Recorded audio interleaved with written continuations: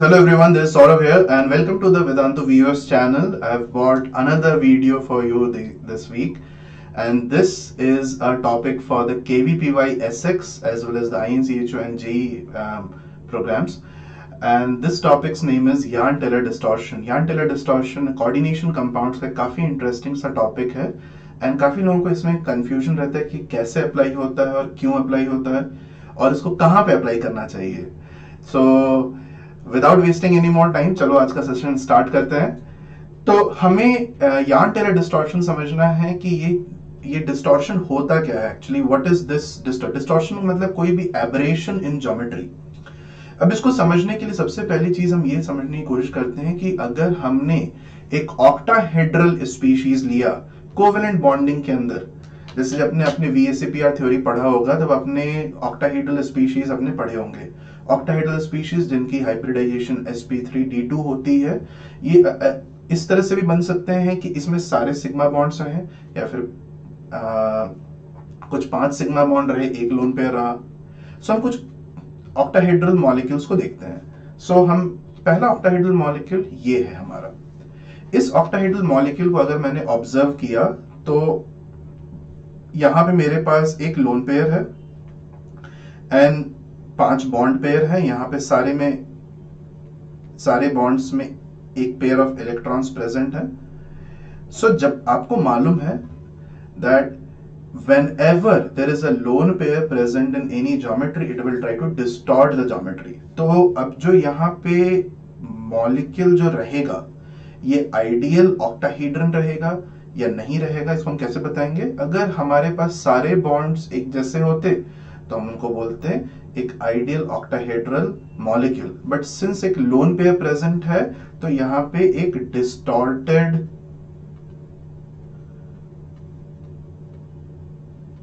Octahedron रहेगा. हम exact इसका ज्योमेट्री नहीं है लेकिन हम ये बोल सकते हैं कि ये जो ऑक्टाहेड्रल रहेगा ये अब डिस्टॉर्ट हो चुका होगा क्योंकि ये जो लोन पेयर है ये इन बॉन्ड पेयर्स को रिपेल करेंगे. इसी तरह से अगर मैंने एक मॉलिक्यूल लिया जो कि AX6 जैसा मॉलिक्यूल है, AX6 जैसा मॉलिक्यूल है और इसको मैंने ऑब्जर्व करने की कोशिश की तो इसमें क्या मुझे मिलेगा कि ये जो AX6 होगा इसके सारे बॉन्ड्स एक जैसे होंगे. All bonds will be alike. All bonds will be alike. इनमें सारे बॉन्ड्स एक जैसे होंगे. ये एक आइडियल ऑक्टाहेड्रन का एग्जांपल है. ओके, जैसे आपने SF6 ले लिया तो वो इसी तरह का एक मॉलिक्यूल बनके रेडी हो जाएगा. अगर मैंने सेम आइडिया ऑक्टाहेड्रल कॉम्प्लेक्स के अंदर ले लिया, कोई भी कॉम्प्लेक्स होता है तो उसमें मेटल होते हैं, लाइगेंड्स होते हैं. So if I take this idea and extend it to an octahedral complex, then what will be the geometry? Will I say that it will be ideal octahedron or will I say that it is not an ideal octahedron? ये हम कैसे बताएंगे? So will this be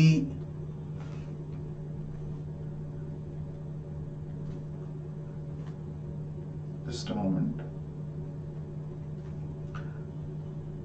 Will this be ideal octahedron or distorted octahedron? A lot of people think कि since सारे ligands एक जैसे हैं हमारे पास तो हमारे जो ज्योमेट्री होगी वो एक आइडियल ऑक्टाहेड्रन होगी. लेकिन there were two people by the name Hermann Jahn and Edward Teller.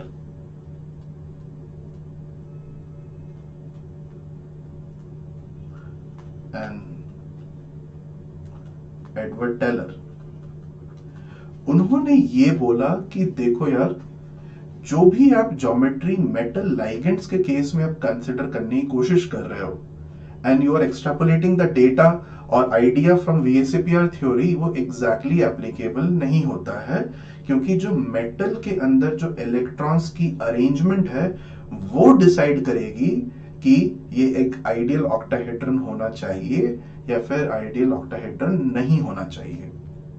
Okay, सो इसको फर्दर समझने के लिए what we would do is that we will see कि ये बोलना क्या चाहते हैं। तो हम सबसे पहला एक एग्जाम्पल लेते हैं ML6 का CuL6 2+ के केस में। CuL6 2+ का जो केस है उसमें Cu D9 कॉन्फ़िगरेशन में बैठा है और ये इसका कॉन्फ़िगरेशन है। अब मान लो कि आपको इसके साथ 6 लाइगेंड लगाने हैं, तो आप यहाँ पे एक लाइगेंड, यहाँ पे एक लाइगेंड, यहाँ पे एक लाइगेंड, यहाँ पे एक लाइगेंड, यहाँ पे एक लाइगेंड और यहाँ पे एक लाइगेंड लगा के आप बोलोगे कि इसके साथ मैंने 6 बॉन्ड बना दिए। बट हरमन यान एंड एडवर्ड टेलर का ये कहना है कि these electrons will not sit quietly. Okay, these electrons will not sit quietly and ये कुछ डिस्टॉर्शन क्रिएट करने की कोशिश करेंगे। अब ये डिस्टॉर्शन क्रिएट होता क्यों है? ओके, डू यू अंडरस्टैंड कि ये जो हमने एक D9 कॉन्फ़िगरेशन का एक एग्जांपल ले लिया है, लेकिन इस एग्जांपल से हम काफी सारी चीजों को समझने की कोशिश करेंगे। It's not only applicable to D9, काफी जगह पे ये ऑब्जर्व होता है। हम देखेंगे किन किन जगह पे ये ऑब्जर्व होने, there is a possibility of it to be observed. Okay, so first and foremost you have to understand कि ये जो डिस्टॉर्शन होता है, ये डिस्टॉर्शन दो तरह के हो सकते हैं। डिस्टॉर्शन एक होता है जो कि लाइगेंड से जनरेट होता है, जिसमें कि लाइगेंड का साइज को हम ध्यान में रखते हैं और उसके कारण हम डिस्टॉर्शंस डिफाइन करते हैं। Okay, so distortions can be of two types. एक तो डिस्टॉर्शन है वो जो कि लाइगेंड से जनरेटेड होते हैं, जो कि साइज डिपेंडेंट होते हैं, एंड ये जो लाइगेंड्स हैं वो स्ट्रॉन्ग होते हैं इसलिए क्योंकि इलेक्ट्रॉन्स जो लाइगेंड के हैं वो न्यूक्लियस से दूर प्रेजेंट है, मेटल के न्यूक्लियस से दूर प्रेजेंट है। Okay, so ligand generated are stronger and they are size dependent,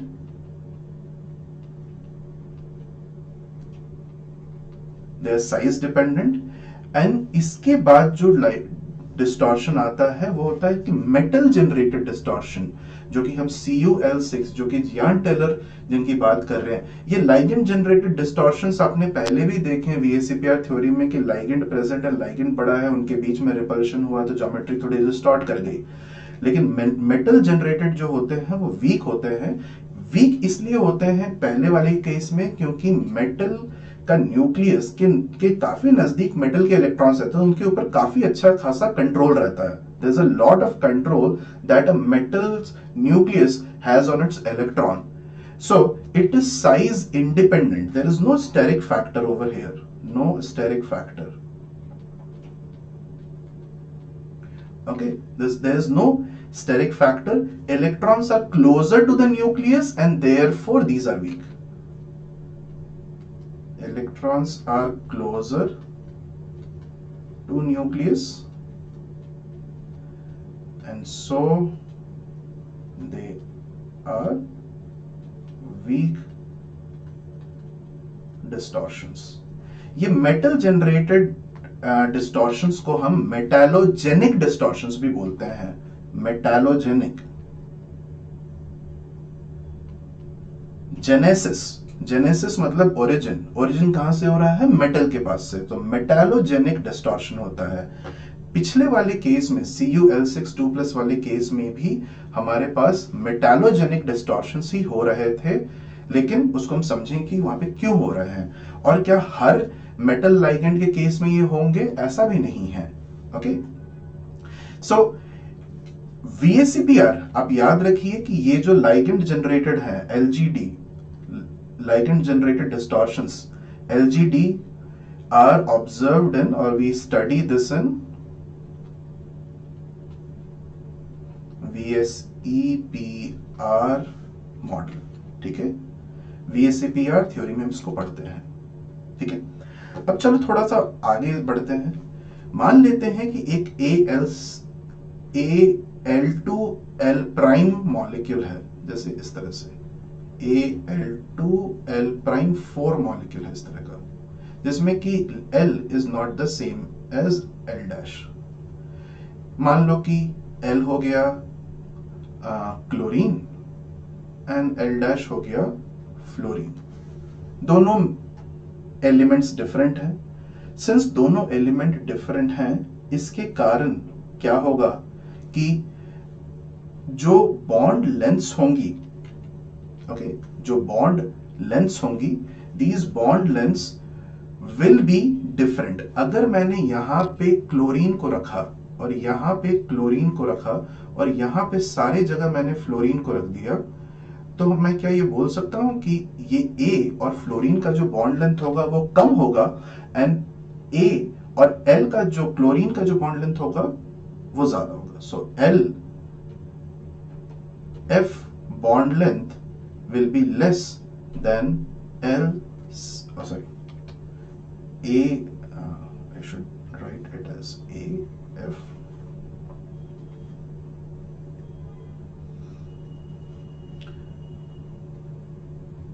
AF bond length will be less as compared to ACl bond length।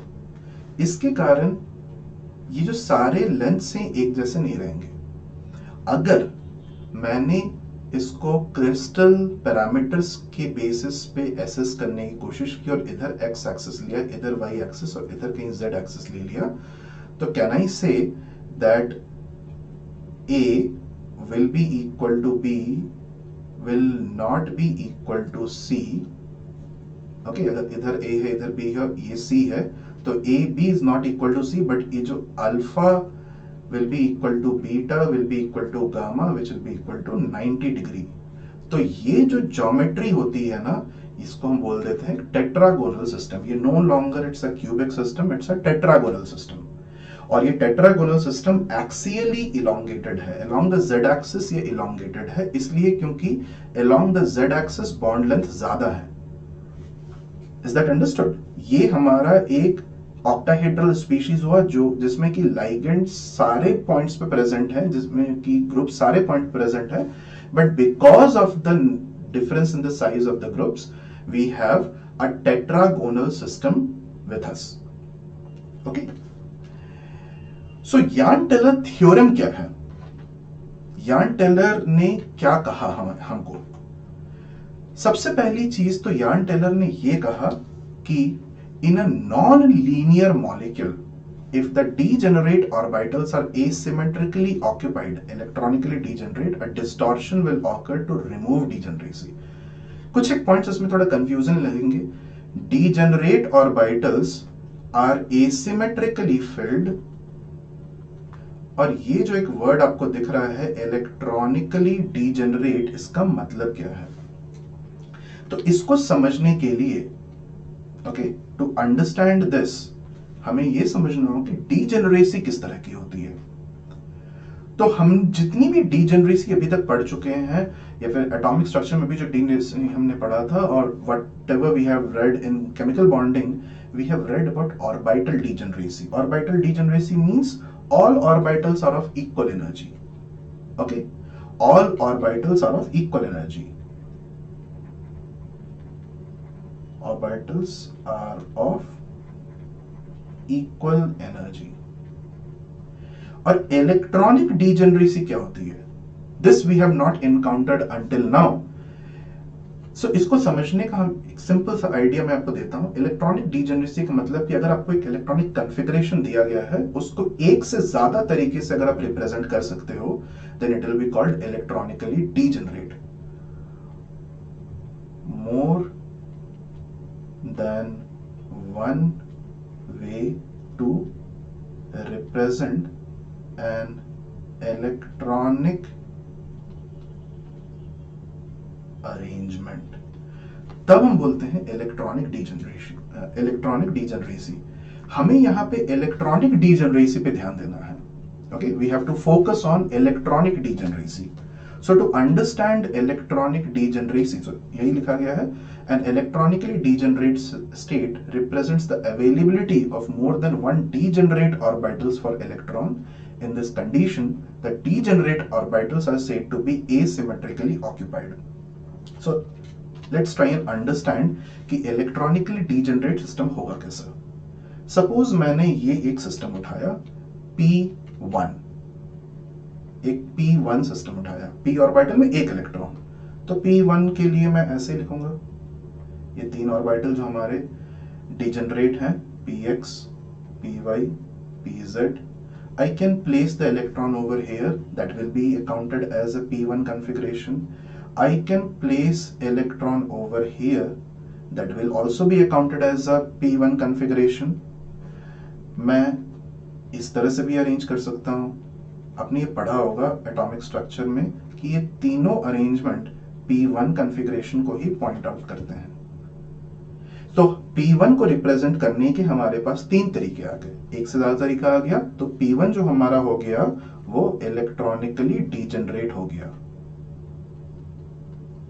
Electronically degenerate हो गया। Okay, now if I take into consideration P2, P2 भी हमारा वैसा ही रहेगा, P2 को भी आप इस तरह से लिख सकते हो, सपोज P2 है तो 3 ऑर्बिटल इस तरह से, एक यहां पे Px में एक बैठा है, Py में एक बैठा है, Pz में एक बैठा है। ये भी हो सकता है कि एक Px में बैठा है, एक Py Pz में बैठ गया, और आप इस तरह से रिप्रेजेंट कर सकते हो। इट इज ऑल्सो पॉसिबल कि एक Py में है, एक Pz में है, so this is also possible. So this is also electronically degenerate, ED मतलब इलेक्ट्रॉनिकली डीजेनरेट होगा। लेकिन इसी तरह से अगर मैंने P3 उठा लिया, P3 के को रिप्रेजेंट करने का हमारे पास सिर्फ एक ही तरीका है। आप कोई भी इलेक्ट्रॉन को किसी के साथ पेयर नहीं कर सकते, उससे पेयर करने से क्या होगा कि मैक्सिमम मल्टीप्लिसिटी वाली रूल वायलेट हो जाएगी। सो Px, Py, Pz, they will all have one electron each and there cannot be any other way of representing it. आप इसको बोलोगे कि सर मैं अपोजिट स्पिन दिखा दूं, तो भी एक ही तरीका है, अपोजिट स्पिन वाले का भी सिर्फ एक ही तरीका होगा, और इस तरह से स्पिन अगर दिखाते हो तो भी एक ही तरीका होगा। So this will become an electronically non degenerate, electronically non degenerate system. Is that clear? इसको हम बोलेंगे electronically non degenerate system. Similarly मान लेते हैं हमने एक कॉन्फ़िगरेशन ले लिया, D1 कॉन्फ़िगरेशन। तो D1 कॉन्फ़िगरेशन अगर ऑक्टाहेड्रल फील्ड में प्रेजेंट है तो उसकी कॉन्फ़िगरेशन क्या लिखेंगे, T2G1 EG0। अब T2G के अंदर तो 3 ऑर्बिटल होते हैं, dx, dxy, dxz and dyz। तो ये dxy, dxz and dyz, y, dxz and dyz। आप इसमें कहीं भी रख दो, कोई दिक्कत नहीं। You place it in dxy, वहां भी रखा जा सकता है, dxz एंड dyz। और आप या तो आप ऐसा भी कर सकते हो,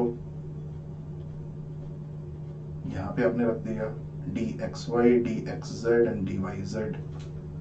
So D1 will become electronically degenerate system. But जैसे ही आप D3 पे पहुंचोगे तो वो हो जाएगा इलेक्ट्रॉनिकली नॉन डीजेनरेट। ठीक है, electronically non degenerate, D3 will be END। And यहां पे यान टेलर थ्योरम ये कहता है कि हमें इलेक्ट्रॉनिकली डीजेनरेट स्टेट्स पे ही लगाने हैं Jahn Teller theorem. Okay, JT Jahn Teller theorem applies here.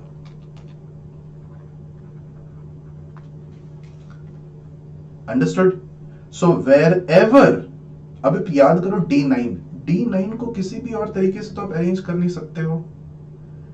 So D9 में आपके पास यान टेलर डिस्टॉर्शन लग जाएगा। ओके, लेट्स सी, इसके आगे हम बढ़ते हैं। सो in electronically degenerate state, the orbitals are said to be asymmetrically occupied and hence have more energy. अगर हम इलेक्ट्रॉनिकली डीजनरेट सिस्टम लेते हैं ना, उसमें ना हमेशा एसिमेट्रिक अरेंजमेंट होगा, D1 होगा, D2 होगा, इस तरह से अरेंजमेंट्स हमारे पास होंगे।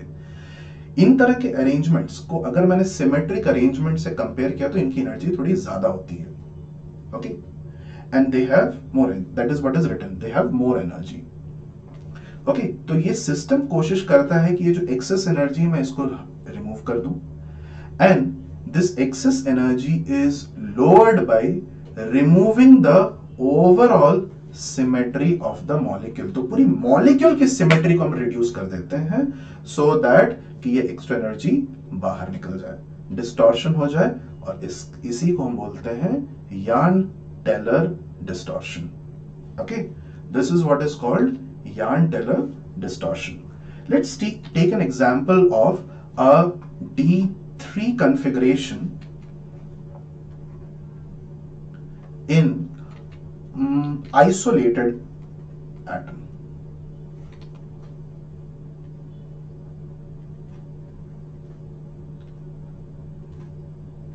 Isolated में ले लेते हैं इसको। तो isolated में तो ये आइसोलेटेड एटम अगर है उसमें सारे डी ऑर्बिटल एक तरह की एनर्जी, 3 इलेक्ट्रॉन ऐसे आपने डाल दिए, 3 इलेक्ट्रॉन कैसे भी रख सकते हो। लेकिन अगर इसी को आपने ऑक्टाहेड्रल फील्ड में ले लिया तो आपके पास T2G3 आ जाएगा कॉन्फ़िगरेशन, और T2G3 मतलब 3 डी ऑर्बिटल जिनके अंदर 3 इलेक्ट्रॉन आएंगे। अब इन 3 इलेक्ट्रॉन को आप सिर्फ एक ही तरीके से रख सकते हो, तो ये हो जाएगा इलेक्ट्रॉनिकली डीजनरेट सिस्टम, और ये हो जाएगा electronically non degenerate system. Understood? Let's take D5 configuration. अगर D5 कॉन्फ़िगरेशन मैंने लिया तो D5 कॉन्फ़िगरेशन कुछ इस तरह का रहेगा। आइसोलेटेड अगर मैंने लिया तो D5 will be like this, 1 2 3 4 5, and so can I have any other way of arranging these जिसमें पेयरिंग भी ना हो और सारे टोटल स्पिन मल्टीप्लिसिटी भी सेम रहे? ऐसा तो कोई अरेंजमेंट है नहीं। तो आइसोलेटेड एटम के अंदर ये इलेक्ट्रॉनिकली नॉन डीजनरेट रहेगा, लेकिन अगर octahedral and strong field ligand के केस में आपने ले लिया तो हमारे पास कॉन्फ़िगरेशन हो जाएगी T2G5 Eg0, और T2G5 हो जाएगा इस तरह का 1 2 3 4 5। अब बात समझने की कोशिश करो, इन दो जो इलेक्ट्रॉन जिनकी अपोजिट स्पिन है, इनको मैं यहां भी रख सकता हूं, यहां रख सकता हूं, और I can place them in the first one or the third one, or can be placed in the second one or the third one। इस तरह से रख सकते हैं ना, इस तरह। ये भी तो करेक्ट है, हो जाएगा 1 2 3 4 5, या फिर 1 2 3 4 5, ये भी हो गया। तो ये हमारा एक इलेक्ट्रॉनिकली डीजनरेट सिस्टम हो जाएगा। हमें इलेक्ट्रॉनिक डीजनरेट सिस्टम्स जो हमारे पास हैं उनके ऊपर यार्न टेलर डिस्टॉर्शन लगाना होता है, ठीक है। लेकिन आइसोलेटेड में नहीं लगेगा। कंबाइंड स्टेट में मेटल के साथ अगर लाइगेंड प्रेजेंट है तब जाके हमारे पास electronic metal and ligand if are present in a complex and there is a electronically degenerate system, then we will apply yarn teller distortion, और then we will say that कि यहां पे yarn teller theorem लग सकता है। Understood? Is that clear? तो मैं आपको कुछ एग्जांपल्स देता हूं, आप देखिए, इनको समझने की कोशिश कीजिए। अब जैसे मैंने ले लिया D4 high spin,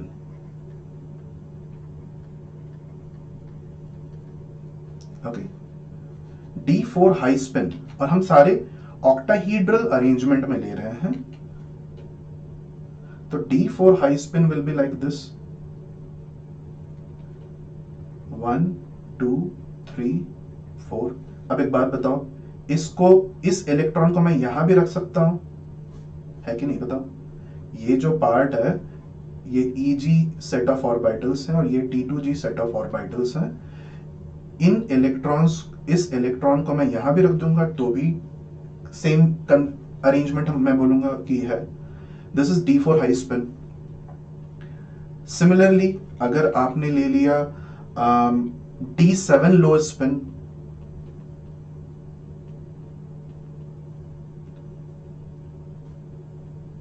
D7 low spin will be like this, 1 2 3 4 5 6 और एक 7 यहाँ पे आ गया, ये हो गया T2G और ये Eg। This electron can be kept over here as well, इस तरफ भी रख दोगे तो भी वही चीज है। ओके, यही एग्जैक्टली सेम चीज है ना, ये तो इलेक्ट्रॉनिकली डीजेनरेट सिस्टम हो गया है। सो ये एक तरीका है। या फिर आपने ले लिया D9 सिस्टम, जो कि मैंने CuL6 2+ का लिया था। तो इसको अगर मैंने अरेंज किया 1 2 3 4 5 1 2 3 4 5 6 7 8 9, अब बेटा बताओ क्या ये इलेक्ट्रॉन को मैं इधर रख सकता हूं इस तरह से? ये एक सेट ऑफ अरेंजमेंट्स आपने दिखा दिए T2G Eg में। And can I keep it like this as well? इस तरह से ले लेते हैं 1 2 3 4 5 6 7 8 9, ये भी हो गया। तो इन तीनों में हमारे पास सिग्निफिकेंट अमाउंट ऑफ JTD लगेगा, यान टेलर डिस्टॉर्शन लगेगा। Okay, this will have significant JTD यान टेलर डिस्टॉर्शन। इसका रीजन क्या है?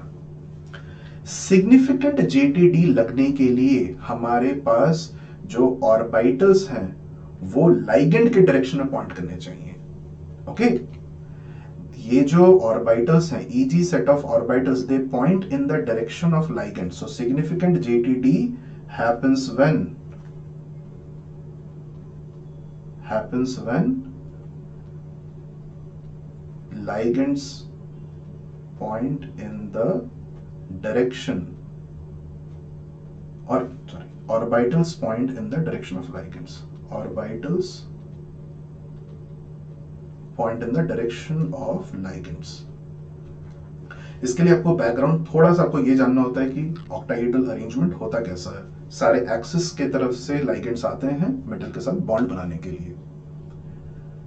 अंडरस्टूड? सो कुछ D4 हाई स्पिन का अगर मैंने एग्जांपल लिया तो D4 हाई स्पिन का जो एग्जांपल होगा Cr2+ या Mn3+। Similarly, D7 low spin examples will be CO2+, कुछ और भी ले सकते हो, Ni3+ ले लिया आपने। And D9 high spin low spin कोई फर्क नहीं पड़ता है, Cu2+ एंड Ag2+। इन सब केसेस में हमारे पास सिग्निफिकेंट यान टेलर डिस्टॉर्शन, सारी किताबों में ये वाला एग्जांपल हमेशा दिया रहता है, लेकिन बाकी सारे एग्जांपल्स नहीं दिए रहते हैं क्योंकि they do not discuss it to that detail. यहाँ पे सिग्निफिकेंट JTD लगता है। लेकिन आप ये बोलो कि सर अनसिमेट्रिक अरेंजमेंट और T2G में भी हो सकता है। बिल्कुल हो सकता है यार, किसी ने बोला थोड़ी है कि नहीं हो सकता है। तो अगर मैंने D1 कॉन्फ़िगरेशन लिया, okay, if I take D1 configuration, D1 configuration में क्या होगा, 1 2 3 एक इलेक्ट्रॉन और Eg में कुछ भी नहीं। ओके, ये हो गया आपका T2G सेट, ये हो गया Eg सेट। ओके, सिमिलरली आप D2 ले सकते हो। ओके, D2 ले सकते हो, यू कैन टेक D2। आप और क्या क्या ले सकते हो, you can take D4 low spin, you can also take D6 high spin,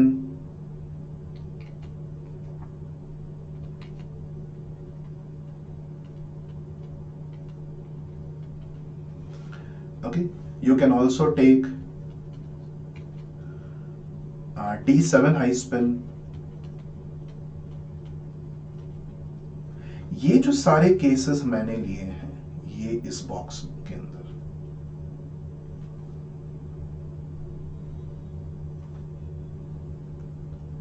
इसमें जो इलेक्ट्रॉन डिजेनरेसी है, in all these cases electron degeneracy is in T2G orbitals. But ये जो T2G ऑर्बिटल्स हैं, do they point towards the ligand? नहीं. DXY, DXZ, DYZ इनके तरफ present नहीं है. Okay, so these T2G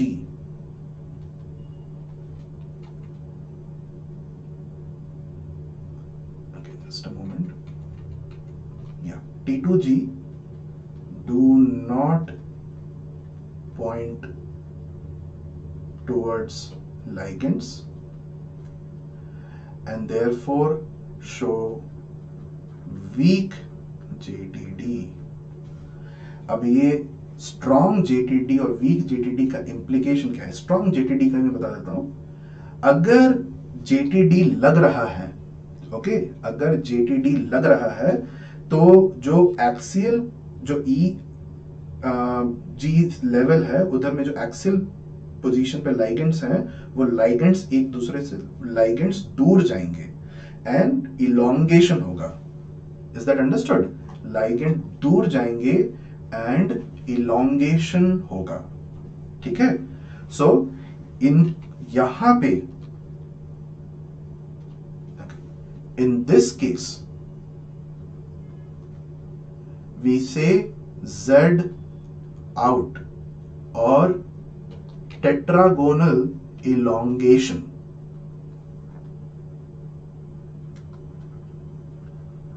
Tetragonal elongation. समझ में आया? Tetragonal elongation. इलोंगेशन क्यों हुआ? क्योंकि जिस तरफ इलेक्ट्रॉन्स प्रेजेंट हैं उसी तरफ लाइगेंड्स प्रेजेंट हैं and because these ligands are pointing in the direction of the metal there will be repulsion and ligands दूर चले जाएंगे. सो इन दिस केस क्या होता है कि d ऑर्बिटल्स विद जो ये जो ऑर्बिटल्स हैं d z वाले जो ऑर्बिटल्स उनकी एनर्जी कम हो जाती है और ये हमारा सबसे प्रेफर्ड डिस्टॉर्शन है. तो इनको Z आउट बोलते हैं. एक Z इन डिस्टॉर्शन भी होता है जो कि किधर लगता है? अगर आपने जिन इफ T2G के तरफ अगर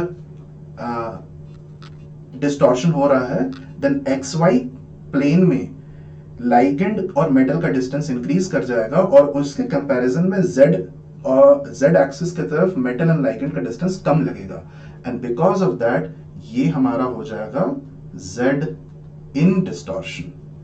ओके, इज दैट क्लियर? इसको हम बोलेंगे Z इन डिस्टॉर्शंस.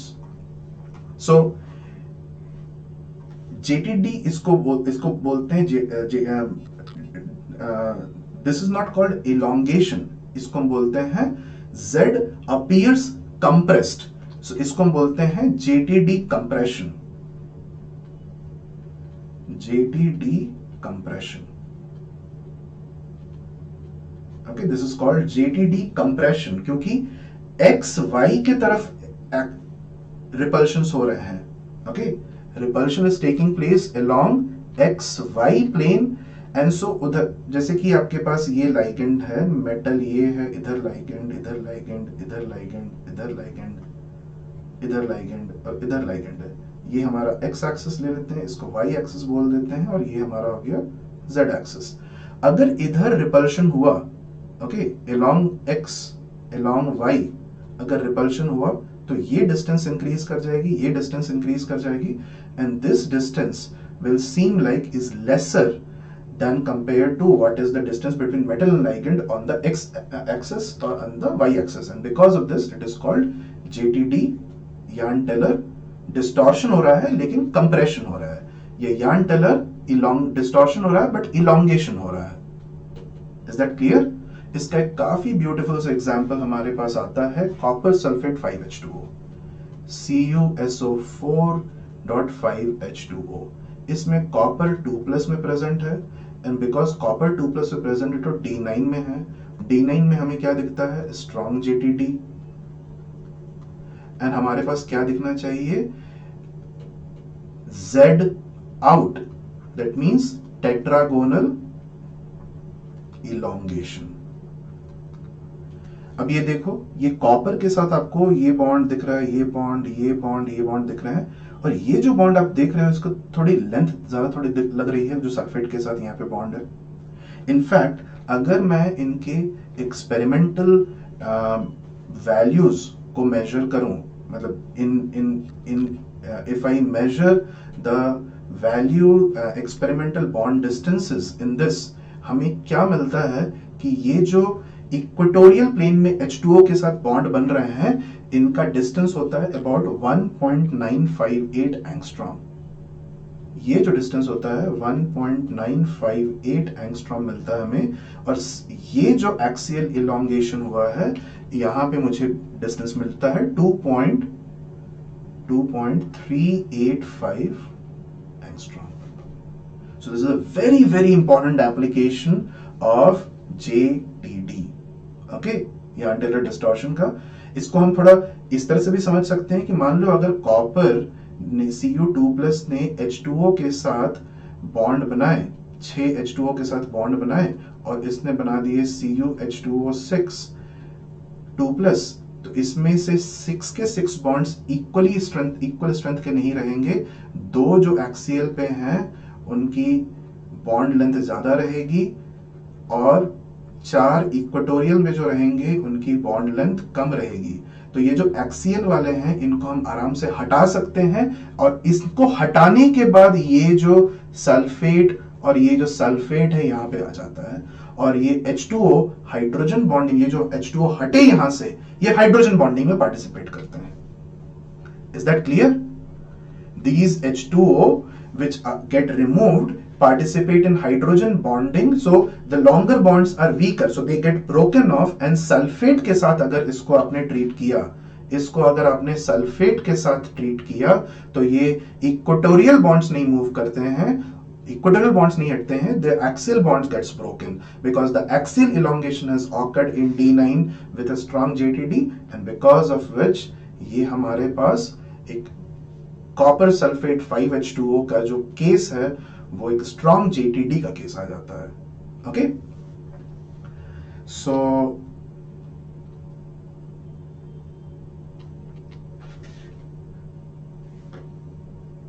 फाइन। सो आपका व्हाट इज योर जॉब? आपको ये करना है कि आप ये like if you want to practice, then आप D1, D2, D3, D4, D5, D6, D7, D8, D9 and D10 configuration लीजिए, एंड इसको आप स्ट्रॉन्ग फील्ड में रखो और इसको आप वीक फील्ड में रखो, एंड उसके बाद आइडेंटिफाई करो कि किस फील्ड में आपके पास इलेक्ट्रॉनिक डीजनरेट सिस्टम आ रहा है, ED आ रहा है या फिर END आ रहा है। ओके, चाहे strong field and weak field में रखा, आपने स्ट्रॉन्ग में रखा तो भी ED आएगा, वीक फील्ड में रखा तो भी ED आएगा। ओके, कॉन्फ़िगरेशन लिखिए, आइडेंटिफाई कीजिए कि कहां पे ED आ रहा है, कहां पे END आ रहा है। जहां भी ED आ रहा है वहां पे यार्न टेलर थ्योरम लगेगा, यार्न टेलर डिस्टॉर्शन होगा। यार्न टेलर डिस्टॉर्शन में भी दो पार्ट्स हो जाएंगे, एक वीक डिस्टॉर्शन, एक स्ट्रॉन्ग डिस्टॉर्शन। ऑक्टाहेड्रल ज्योमेट्री में अगर EG सेट में आपके पास इलेक्ट्रॉनिक डीजनरेसी आती है, then it will be strong JTD, and if there is a degeneracy in electronic degeneracy in the T2G level, then that will be weak JTD। weak JTD में Z in होता है, compression हो जाता है, और strong JTD जब लगता है तो elongation होता है। Okay, so I hope you now your understanding in JTD or Jahn-Teller distortion must have gotten better. So some messages which are usual, जो हम मैसेजेस आपको देते रहते हैं।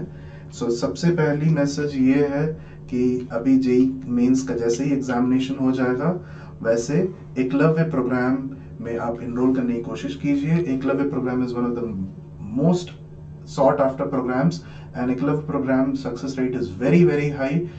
If you want to get a very good rank and in JEE mains, JEE advanced में अगर आप काफी अच्छा रैंक लाना चाहते हैं, then you should absolutely try to go for or enroll yourself for JEE Eklavya program. Okay, and next, we do include students in our topper batches, which is like the best of the best batches, and the all the information regarding that is always posted on the JEE Topper notice board. Please do navigate to that. 2022 JEE aspirants, please do join this Telegram group. This is the Eklavya Telegram group where we keep posting all the recent updates. 2023, please follow the link, and 2024 also please follow the link. So with that, I Saurav Goswami take leave. Please do practice the concepts taught today. एक बार कोशिश की identify करने की कि कहाँ पे electronically degenerate system है, कहाँ पे नहीं है, और जहाँ पे है तो किस एनर्जी लेवल में है, whether it is in T2G energy level or whether it is in EG energy level, and उसके बाद you can yourself identify कि किन किन कंपाउंड्स में यहाँ टेलर डिस्टॉर्शन लगेगा, किन किन कंपाउंड्स में नहीं लगेगा. So with that, I take leave. So have a lovely time and let's meet in the next session. Bye bye.